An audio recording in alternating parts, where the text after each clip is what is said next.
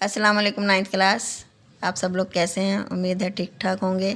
آپ نے اپنی عید بھی اچھے سے گزاری ہوگی، لیکن عید کا جو ہے نا وہ مذہبی اہمیت اس کی سمجھ کے عید کو گزاریے گا.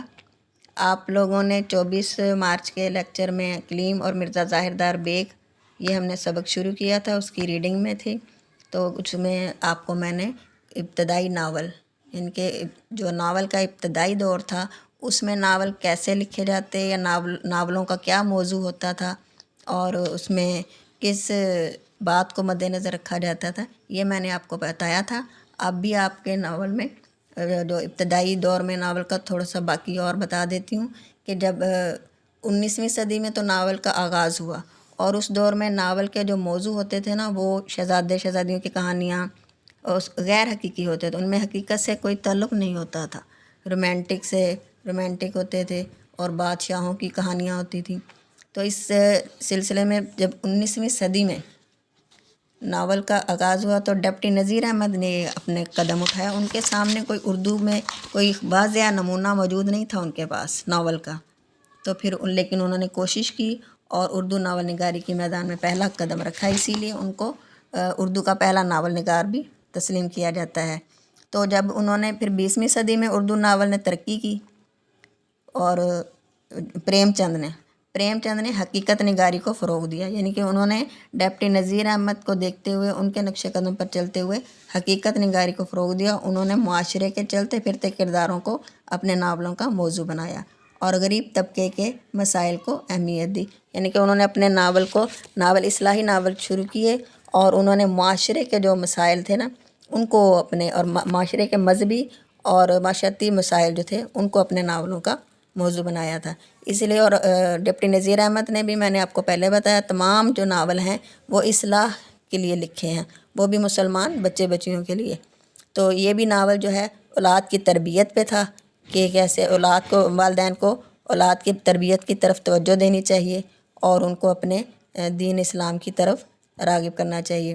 جو اصول ہمارے دین و مذہب نے بتائے ہیں اسی کے مطابق اولاد کی تربیت کرنی چاہیے. لیکن وہ جو ہے تو وہ لاپرواہی کرتا ہے تو پھر اسے احساس ہوتا ہے. تو اس طرح سے کلیم اور ڈپٹی نذیر احمد کے ناولوں کی ایک اور خصوصیت ہے کہ ان کے نام، جو ناولوں کے نام ہوتے ہیں، کرداروں کے نام، وہ اسم با مسمہ ہوتے ہیں. اسم با مسمہ سے مراد یہ ہے کہ جیسا کام ویسا نام، ان کے کردار کی مناسبت سے ان کے نام ہوتے ہیں. 9th کلاس، یہ آپ کا اردو کا دوسرا لیکچر ہے، 25 مارچ کی ڈائری کا ہے. آپ نے 24 مارچ کی ڈائری میں آپ کو میں نے بتایا تھا ابتدائی ناول کی صورتحال. یہ ابتدائی ناول کا تعارف تھا اور ہمارا سبق تھا کلیم اور مرزا ظاہر دار بیگ. کلیم، جیسا کہ میں نے بتایا تھا کہ یہ توبۃ النصوح کے 2 کردار ہیں. مولوی ڈپٹی نذیر احمد کا ناول ہے توبۃ النصوح. تو نصوح کیونکہ نصیحت کرنے والے کو کہتے ہیں، تو ظاہر باپ کو جب اپنی کوتاہی اور غلطیوں کا احساس ہوتا ہے تو وہ اپنی اولاد کو نصیحت کرنی شروع کر دیتا ہے. تو اس لیے اس کا نام نصوح، ڈپٹی نذیر احمد نے اس کا نام نصوح منتخب کیا. اور کلیم جو کہ شاعر ہے، شاعری کرتا ہے، تو اس کے کردار کے حوالے سے اس کا نام کلیم.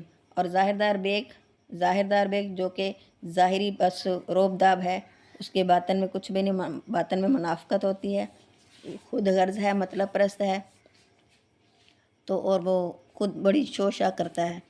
تو اس لحاظ سے جو ڈپٹی نذیر احمد کے ناول کی خصوصیات یہ ہوتی ہے کہ ان کے نام جو ہیں وہ اسم با مسمہ ہوتے ہیں. اسم با مسمہ سے مطلب یہ ہے کہ جیسا کام ویسا نام، جو ان کا کام ہوتا ہے اسی کردار کے حوالے سے، اسی کردار کی نسبت سے ان کے نام جو ہیں مولوی ڈپٹی نذیر احمد نے اپنے ناولوں میں رکھے ہوتے ہیں. تو اس میں اب آپ کی پیج نمبر 31 سے ریڈنگ ہے اور پیج نمبر 32 تک یہ آپ لوگوں کی ریڈنگ ہے. آپ نے، امید ہے، پہلی ریڈنگ بھی اچھی طرح سے سمجھ لی ہوگی.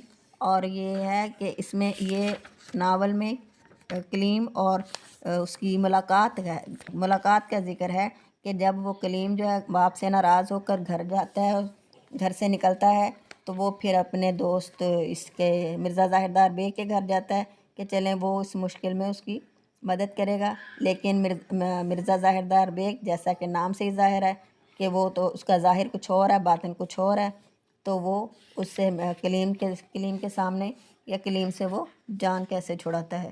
تو آپ نے اب پیج نمبر 31 اور 32 کی ریڈنگ اچھی طرح سے کرنی ہے، اور اس میں آپ نے 5 مشکل الفاظ، یہ آپ کا ہوم ورک ہوگا۔